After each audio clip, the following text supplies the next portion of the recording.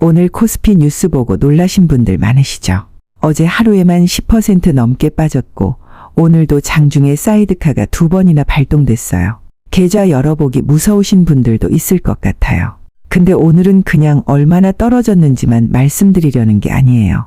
왜 이렇게 떨어졌는지, 그리고 이 상황을 어떻게 바라볼 수 있는지 데이터에 있는 이야기들을 하나씩 차근차근 짚어보려고 해요. 끝까지 보시면 지금 상황이 조금은 다르게 보이실 거예요. 먼저 팩트부터 정리하고 갈게요. 어제 코스피는 하루 만에 10.84% 떨어지면서 6023선에 마감했어요. 숫자로 보면 732포인트가 하루 만에 증발한 거예요. 이 정도 하락폭은 역대급이에요. 7월 한 달 하락률이 역대 1위를 기록했는데 IMF 구제금융 때였던 1997년 10월보다도 더 크게 빠진 거예요. 2008년 글로벌 금융위기 때 하락률도 23% 정도였는데 이번 달은 그걸 훌쩍 넘겼어요. 그만큼 이번 급락이 역사적으로도 상당히 이례적인 사건이라는 거죠. 오늘도 만만치 않았어요.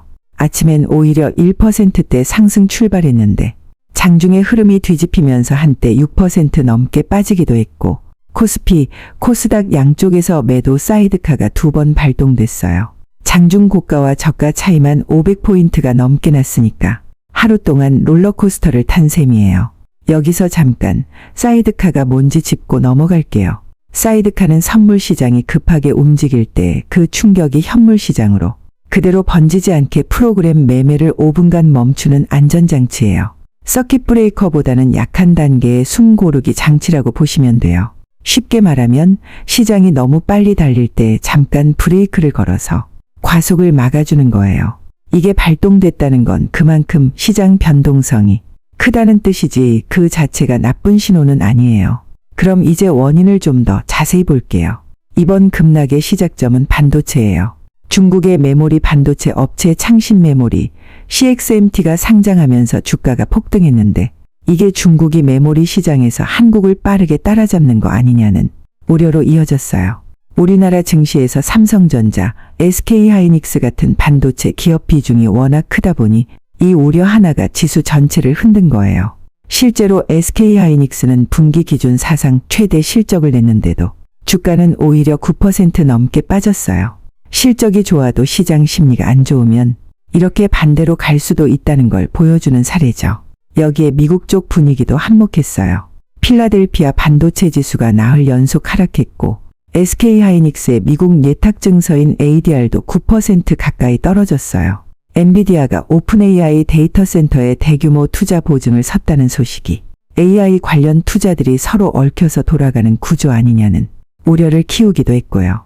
이런 걱정이 커지면서 마이크론, 샌디스크 같은 미국 반도체 기업 주가도 같이 흔들렸어요.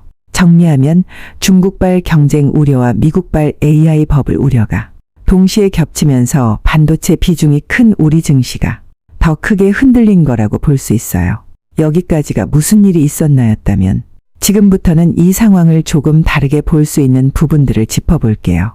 사실 저는 이 파트를 준비하면서 생각보다 희망적인 데이터들이 꽤 있다는 걸 알게 됐어요. 첫째, 전문가들 사이에서는 과매도라는 진단이 많이 나와요.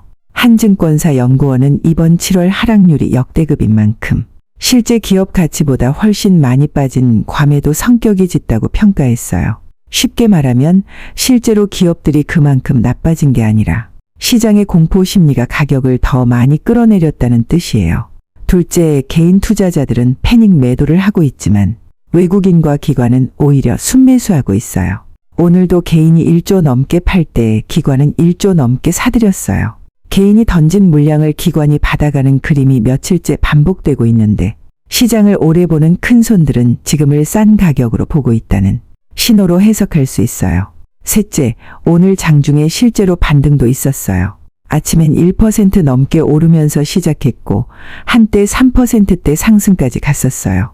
하루 안에서도 이렇게 크게 오르내렸다는 건 매도하려는 힘만 있는 게 아니라 매수하려는 힘도 동시에 강하게 존재한다는 뜻이에요. 시장이 완전히 얼어붙은 게 아니라 방향을 놓고 힘겨루기를 하고 있는 상황인 거죠. 넷째, 지금 거론되는 위험 요인들, 메모리 반도체 피크아웃이나 중국의 증설 경쟁, 미국 금리 인상 이슈 같은 것들은 아직 확정된 악재가 아니라 잠재적 우려 단계에 머물러 있다는 분석도 있어요. 즉, 실제로 벌어진 일이 아니라 이렇게 될 수도 있다는 걱정을 시장이 먼저 반영해서 과하게 떨어졌을 가능성이 있다는 거예요. 걱정이 현실이 될지 아니면 기후로 끝날지는 앞으로 나오는 데이터를 계속 지켜봐야 알 수 있는 부분이에요. 이 대목에서 역사도 한번 같이 짚어볼게요. 사실 증시는 이런 급락과 회복을 여러 번 반복해왔어요. 2008년 금융위기 때도 전 세계 증시가 폭락했었고 2020년 코로나 초기에도 코스피가 한 달 사이에 크게 빠졌었죠. 그때도 다들 이제 끝났다는 말이 많이 나왔지만 시간이 지나면서 결국 회복하는 흐름을 보여줬어요. 물론 이건 과거에 그랬으니 이번에도 무조건 그렇다는 보장을 드리는 얘기는 아니에요. 저는 여러분께 투자 조언을 드리는 채널이 아니에요. 사라, 팔아라 같은 말은 절대 하지 않을 거고 그냥 지금 상황을 있는 그대로 팩트 중심으로 정리해서 보여드리는 게 이 채널의 목표예요. 다만 확실한 건 지금처럼 다들 불안해하고 뉴스가 시끄러울 때일수록 감정적으로 반응하기보다 팩트를 하나씩 짚어보는 게 마음을 좀 더 차분하게 만들어준다는 거예요. 급락 뉴스만 보고 있으면 세상이 무너지는 것처럼 느껴지지만 그 안에 있는 여러 데이터를 나눠서 보면 생각보다 훨씬 입체적인 그림이 보이거든요. 정리해 볼게요. 오늘 코스피는 반도체발 우려로 크게 흔들렸고 7월 한 달 기준으로는 역대급 하락률을 기록했어요. 하지만 그 안에는 과매도라는 진단, 기관의 순매수, 장중 반등, 그리고 아직 확정되지 않은 위험 요인이라는 4가지 희망적인 신호도 함께 있었어요. 저는 앞으로도 이렇게 시장에서 일어나는 일들을 자극적이지 않게 팩트 중심으로 담아보려고 해요. 매일 쏟아지는 뉴스 속에서 뭘 믿어야 할지 헷갈리실 때 이 채널이 조금이라도 기준점이 됐으면 좋겠어요. 오늘 영상이 도움되셨다면 구독 눌러주시고 궁금하신 부분이나 다뤄줬으면 하는 주제 있으면 댓글로 남겨주세요. 참고해서 다음 영상 준비할게요. 다들 오늘 하루도 평안하시길 바라요. 감사합니다.